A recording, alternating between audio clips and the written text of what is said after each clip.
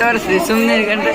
Hi hello ನಮಸ್ಕಾರ, welcome back to ಮದುವೆ stories. ನಾನು ನಿಮ್ಮ ಕಾವ್ಯ ಕೂಡ. ಸೊ ಅಂತೂ ಇಂತೂ ಫೈನಲಿ ಮದುವೆ ದಿನ ಕೂಡ ಬಂದೇ ಬಿಡ್ತು.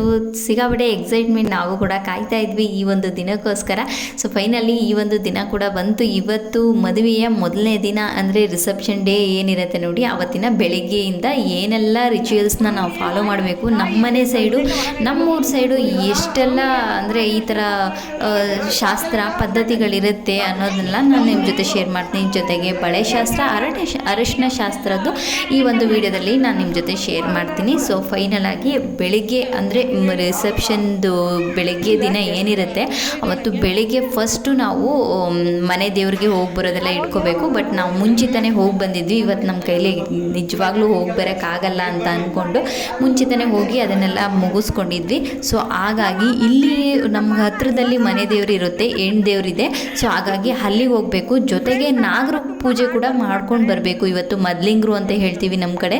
ಇವತ್ತಿನ ದಿನದಲ್ಲಿ ನಾವು ನಾಗರ ಪೂಜೆ ಮಾಡಬೇಕು. ಅಂದರೆ ಗಂಡು ಅಥವಾ ಹೆಣ್ಣು ಯಾರು ಇರ್ತಾರೆ ನೋಡಿ, ನಮ್ಮ ಅಣ್ಣ ಇದ್ದಾನೆ ಅಲ್ವಾ ಇವತ್ತು ನಮ್ಮ ಮನೇಲಿ. ಸೊ ಹಾಗಾಗಿ ಮದುಮಗ ಹೋಗಿ ಅದೆಲ್ಲ ಪೂಜೆ, ನಾಗರ ಪೂಜೆ ಎಲ್ಲ ಮಾಡಿಕೊಂಡು ಫಸ್ಟು ಶಾಸ್ತ್ರನ ಶುರು ಮಾಡಿಕೊಂಡು ಬರಬೇಕು. ಸೊ ಅದೇ ಥರ ನಾವು ಕೂಡ ಈಗ ಮನೆ ದೇವ್ರಿಗೆ, ಹೆಣ್ಣು ದೇವ್ರಿಗೆ ಹೋಗಿ ಅಲ್ಲೆಲ್ಲ ಪೂಜೆ ಮಾಡಿಕೊಂಡು ನಾಗರ ಪೂಜೆ ಮಾಡಿಕೊಂಡು ಮನೆಗೆ ಬಂದ್ವಿ. ಇವತ್ತಂತೂ ಸಿಕ್ಕಾಪಟ್ಟೆ ಶಾಸ್ತ್ರಗಳಿಗೆ ಲೆಕ್ಕನೇ ಇಲ್ಲ. ಅಷ್ಟು ಶಾಸ್ತ್ರ ಮುಗಿತಾನೇ ಇಲ್ಲ, ಅಷ್ಟು ಶಾಸ್ತ್ರಗಳಿರುತ್ತೆ ನಮ್ಮ ಮನೆ ಸೈಡು. ಏನೇ ಅಂದ್ಕೊಂಡ್ರು, ಎಷ್ಟೇ ಪ್ಲ್ಯಾನ್ ಮಾಡ್ಕೊಳ್ತೀವಿ, ಅದು ಮಾಡಬೇಕು ಇದು ಮಾಡಬೇಕು ಅಂತ, ಹೆಂಗಾಗತ್ತೆ ಅಂದರೆ ಮದುವೆ ದಿನ ಬಂದರೆ ಎಲ್ಲ ಯಾವಾಗಪ್ಪ ಮಾಡೋದು, ಎಷ್ಟೊತ್ತಿಗೆ ಮುಗಿಯುತ್ತಿದ್ದೆಲ್ಲನಾ ಅಂತ ಅನಿಸುತ್ತೆ. ಖಂಡಿತವಾಗ್ಲೂ ಸಿಕ್ಕಾಪಟ್ಟೆ ರಿಸ್ಕ್ ಆಗುತ್ತೆ. ಎಲ್ಲನೂ ಒಂದೊಂದು ದಿನ ಸಪ್ರೇಟಾಗಿ ಒಂದೊಂದು ದಿನ ಇಟ್ಕೊಳ್ಬೇಕು. ನಾವಂತೂ ಸಿಕ್ಕಾಪಟ್ಟೆ ದಡ್ತನ ಮಾಡಿದ್ವೋ ಅಥವಾ ನಮ್ಮ ಸಿಚುವೇಶನ್ಗೆ ಅದು ಹಂಗೆ ಆಗಿದ್ದೋ ಗೊತ್ತಿಲ್ಲ ನನಗೆ. ಆ ಥರ ಆಯಿತು. ಈಗ ಬಳೆ ಶಾಸ್ತ್ರ ನಡೀತಾ ಇದೆ. ಅಂದರೆ ಬಳೆಯವರು ಬರ್ತಾರೆ. ಫಸ್ಟು ನಾನು ಪೂಜೆ ಮಾಡಿ ಬಳೆನ ಹಾಕಿಸ್ಕೊಳ್ತಾ ಇದ್ದೀನಿ. ನಾನು ಮತ್ತು ನಮ್ಮ ಮನೆಯವರೆಲ್ಲ ಏನಿರ್ತಾರೆ ನೋಡಿ, ಅವರೆಲ್ಲನೂ ಬಳೆ ಹಾಕಿಸ್ಕೊಂಡು ಅದಾದಮೇಲೆ ಊರಿನವ್ರಿಗೆ ಮತ್ತು ಬಂದಿರೋರು ನೆಂಟ್ರಿಗೆಲ್ರಿಗೂ ಬಳೆ ಎಲ್ಲ ತೊಡಿಸೋದು. ಸೊ ಈ ಒಂದು ಬಳೆ ಶಾಸ್ತ್ರ ಈ ಥರ ಇರುತ್ತೆ ನಮ್ಮ ಕಡೆ. ಅಂದರೆ ಹುಡುಗಿ ಕೈಯಿಂದ ಎಲ್ಲನೂ ಪೂಜೆ ಮಾಡಿಸ್ತಾರೆ. ನಮ್ಮ ಮನೇಲಿರೋದು ಹುಡುಗ, ಗಂಡಿನ ಮನೆ ಅಲ್ವಾ, ಹಾಗಾಗಿ ನಾವು ಹೆಣ್ಮಕ್ಳು ಪೂಜೆನ ಮಾಡಿ ನಾವು ಬಳೆನ ತೊಡಿಸ್ಕೊಳ್ತೀವಿ ಮೊದಲು. ಹಾಗಾಗಿ ಆ ಥರ ನಡೀತಾ ಇದೆ. ಈಗ ಚಪ್ರಕ್ಕೆಲ್ಲನೂ ಡೆಕೋರೇಷನ್ ಮಾಡ್ತಾ ಇದ್ದಾರೆ. ಈ ಕಡೆ ಅಣ್ಣ ಫ್ರೆಂಡು ಮತ್ತು ನಮ್ಮ ರವಿ ಅಣ್ಣ ಎಲ್ಲರೂ ಚಪ್ರ ರೆಡಿ ಮಾಡ್ತಾ ಇದ್ದಾರೆ. ಅಂದರೆ ಚಪ್ರ ಹಾಕಿದ್ರು, ಇದಕ್ಕೆಲ್ಲನೂ ಹೂವು ಹಾಕಿ ಡೆಕೋರೇಷನ್ ಎಲ್ಲ ಮಾಡ್ತಾ ಇದ್ದಾರೆ. ನಿನ್ನೆ ದಿನ ಮಾಡೋಕ್ಕಾಗಲಿಲ್ಲ, ಇವತ್ತೆಲ್ಲನೂ ಮಾಡ್ತಾ ಇದ್ದಾರೆ. ಅಂದರೆ ಇವತ್ತೇ ಮದುವೆ ಅಲ್ವಾ, ಹಾಗಾಗಿ ಇವತ್ತೇ ಎಲ್ಲ ಹಾಕಿ ಮಾಡ್ತಾ ಇದ್ದಾರೆ. ಸಿಕ್ಕಾಪಟ್ಟೆ ಚೆನ್ನಾಗಿ ಕಾಣಿಸ್ತಾ ಇತ್ತು ಹೂವು ಹಾಕಿ. ಬಟ್ ಏನಂದರೆ ನಾನು ಅಷ್ಟು ಕಂಪ್ಲೀಟಾಗಿ ಯಾರೂ ತೋರಿಸೇ ಇಲ್ಲ. ನಾನೇನಂದರೆ ಮದುವೆ ಕಡೆ ಬ್ಯುಸಿಲಿ ಅದು ಇದು ನೋಡ್ಕೊಂಡಿದ್ದೆ. ವ್ಲಾಗ್ ಅಂತ ನಾನು ಅಷ್ಟು ಗಮನ ಕೊಡಲಿಲ್ಲ. ಹಾಗಾಗಿ ನಾನು ಪರ್ಟಿಕ್ಯುಲರಾಗಿ ಏನೆಲ್ಲ ತೋರಿಸ್ಬೇಕು ಅದೆಲ್ಲ ನಾನೇನು ತೋರ್ಸೋಕ್ಕಾಗಲಿಲ್ಲ.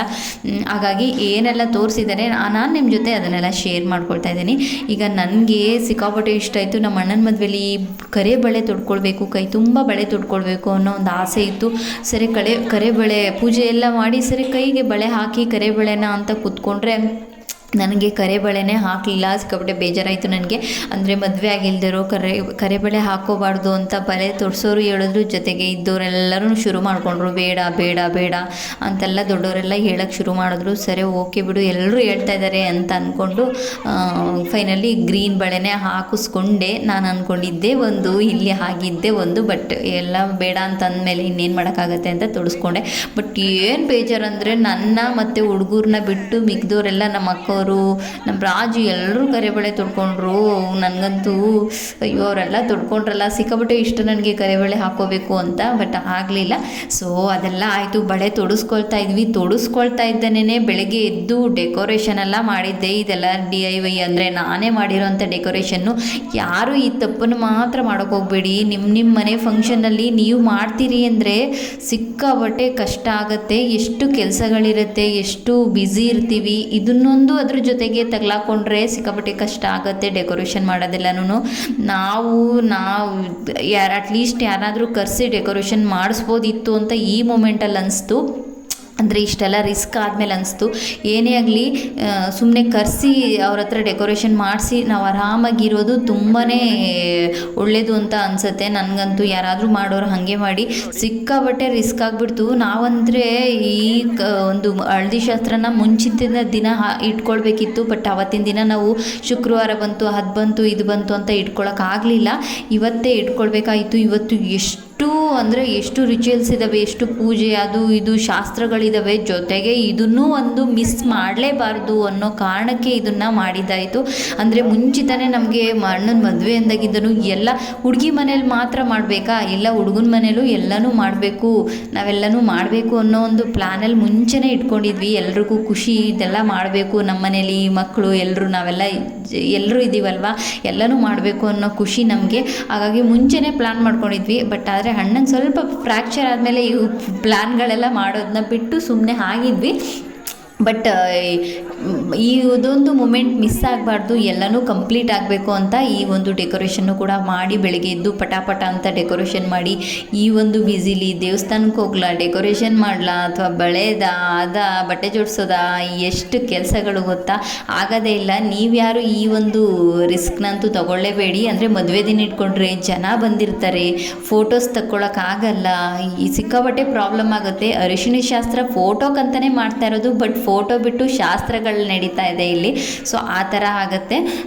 ಏನಂದರೆ ಇದನ್ನು ಒಂದಿನ ಅಂದರೆ ಮದುವೆಗಿನ್ನ ಮುಂಚಿತ ಒಂದಿನ ಇಟ್ಕೊಂಡು ಇದನ್ನು ಕಂಪ್ಲೀಟಾಗಿ ಫ್ರೀಯಾಗಿ ಇಟ್ಕೋಬೇಕು. ಈ ಒಂದು ದಿನ ಫ್ರೀಯಾಗಿ ಇಟ್ಕೊಂಡ್ರೆ ಚೆನ್ನಾಗಿ ಫೋಟೋಸ್ ವೀಡಿಯೋಸ್ ಎಲ್ಲನೂ ತಗೊಳ್ಬೋದು. ನಾವೇನಂದರೆ ಈ ಒಂದು ಮೂಮೆಂಟ್ ಮಿಸ್ ಆಗಬಾರ್ದು ಅನ್ನೋ ಥರ ಮಾಡಿ ಎಷ್ಟು ಕ್ವಿಕ್ ಟೈಮಲ್ಲಿ ಇದನ್ನು ಮುಗಿಸ್ಬೇಕು ಅನ್ನೋ ಥರ ಮಾಡಿದ್ವಿ. ಯಾಕಂದರೆ ಇನ್ನು ಬ್ಯಾಕ್ ಟು ಬ್ಯಾಕ್ ನಮಗೆ ಬೇರೆ ಬೇರೆ ಶಾಸ್ತ್ರಗಳಿದೆ, ಚೌಟ್ರಿಗೆ ಬೇಗ ಹೋಗಬೇಕು, ಇಷ್ಟೆಲ್ಲ ಇಟ್ಕೊಂಡು ಮಾಡ್ತಾಯಿದ್ವಿ. ಜೊತೆಗೆ ಈಗ ವಾದ್ಯದವರು ಕೂಡ ಬಂದರು. ವಾದ್ಯದವರು ಬಂದ ತಕ್ಷಣ ಅದಕ್ಕೆ ಕೂಡ ಪೂಜೆ ಎಲ್ಲ ಮಾಡಿ ಅವನು ಮಾಡಬೇಕು. ಸೊ ಹಾಗಾಗಿ ಅದನ್ನು ಕೂಡ ಅಲ್ಲಿ ನಮ್ಮ ಅಕ್ಕ ಲಕ್ಷ್ಮಿ ಅಕ್ಕ ಪೂಜೆ ಎಲ್ಲ ಮಾಡ್ತಾಯಿದ್ರು. ಈ ಕಡೆ ನಾವು ಅರಿಶಿನ ಹಚ್ತಾ ಇದ್ವಿ. ಅಂದರೆ ಫೋಟೋಕ್ಕಂತಲೇ ಮಾಡ್ತಾ ಇರೋದು ಇದನ್ನು ಅರಿಶಿನ ಶಾಸ್ತ್ರ, ಫೋಟೋಕ್ಕೆ ವೀಡಿಯೋಸ್ಗಂತ. ಬಟ್ ಆದರೂ ಕೂಡ ಮನೇಲಿ ದೊಡ್ಡವರೆಲ್ಲ ಇರ್ತಾರಲ್ವ, ಅಂದರೆ ಶಾಸ್ತ್ರ ಪ್ರಕಾರ ಎಲ್ಲರೂ ಇಷ್ಟು ಜನ ಅರಿಶಿನ ಹಚ್ಚಬೇಕು ಈ ಥರದ್ದು ಇರುತ್ತಲ್ವ. ಹಾಗಾಗಿ ಆ ಥರ ಹಚ್ಚಿ ಅದಾದಮೇಲೆ ನಮ್ಮ ಫೋಟೋಸು ನಮ್ಮ ವೀಡಿಯೋಸು ಏನಿರುತ್ತೆ ಅದನ್ನು ತಗೊಳ್ತಾ ಇರೋದು. ಬಟ್ ತುಂಬಾ ಚೆನ್ನಾಗಿ ಫ್ಯಾಮಿಲಿ ಎಲ್ಲ ಸೇರಿ ತುಂಬಾ ಚೆನ್ನಾಗಿ ಎಂಜಾಯ್ ಮಾಡಿದ್ವಿ. ಸಿಕ್ಕಾಬಟ್ಟೆ ಖುಷಿ ಆಯಿತು, ಸಿಕ್ಕಾಬಟ್ಟೆ ಎಂಜಾಯ್ ಮಾಡಿದ್ವಿ ಕೂಡ.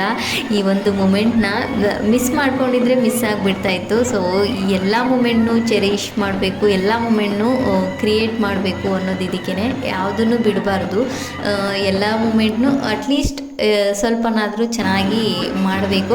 ಸೊ ಹಾಗೆ ನಾವು ಕೂಡ ತುಂಬಾ ಎಂಜಾಯ್ ಮಾಡಿಕೊಂಡು ಎಲ್ಲದನ್ನು ಮಾಡ್ತಾಯಿದ್ದೀವಿ. ಬಟ್ ನಮ್ಮ ಅಣ್ಣಂಗೆ ಪೇಯ್ನ್ ಆಗೋ ಥರದ್ದು ಎಸೆಯೋದು, ನೀರು ಅಗ್ಗೋದು ಇದನ್ನೆಲ್ಲ ಮಾಡ್ತಾಯಿಲ್ಲ. ಫೋಟೋಕ್ಕೆ ವೀಡಿಯೋಸ್ಗಂತಲೇ ಮಾಡ್ತಾಯಿರೋದು ಇದನ್ನೆಲ್ಲನೂ. ಬಟ್ ಆದರೆ ಪೇಯ್ನ್ ಆಗೋ ಥರದ್ದು ಮಾಡ್ತಾಯಿಲ್ಲ, ಸಿಂಪಲಾಗಿ ಏನಾಗುತ್ತೆ ಅದನ್ನು ಮಾಡ್ತಾಯಿದ್ದೀವಿ.